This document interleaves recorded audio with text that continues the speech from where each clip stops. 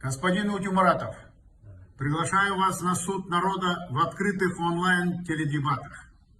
Я вас приглашаю, потому что вы разрушили мой бизнес, захватили мое имущество, оставили без средств к существованию более 2000 человек и третьих лиц пустили по миру.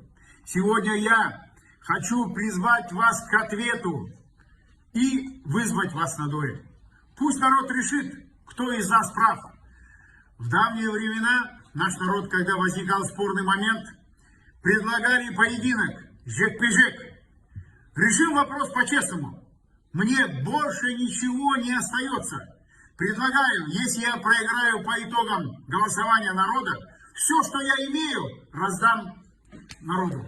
Если я выиграю, то все свое богатство вы раздайте пенсионерам, многодетным матерям и инвалидам. Всем известно о вашей благотворительной деятельности. Я тоже занимаюсь благотворительностью, будучи бизнесменом от Софи. И тому много примеров.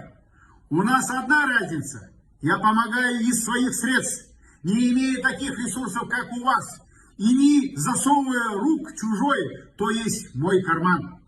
Я уже разослал приглашение моим друзьям в Соединенных Штатах Америки, Англии, Германии, России, Китае, Японии, Израиле, Турции. Также приглашаю международных наблюдателей со всего мира. Наш суд ничего не решает. То есть он решает, но в чью-то пользу. Я убедился в этом. Все судьи боятся вас. Это показали судебные процессы, в которых я защищал свои интересы. Приглашаю на народный суд. Приходите на открытый поединок. Только вы и я. Подставных лиц мне не надо.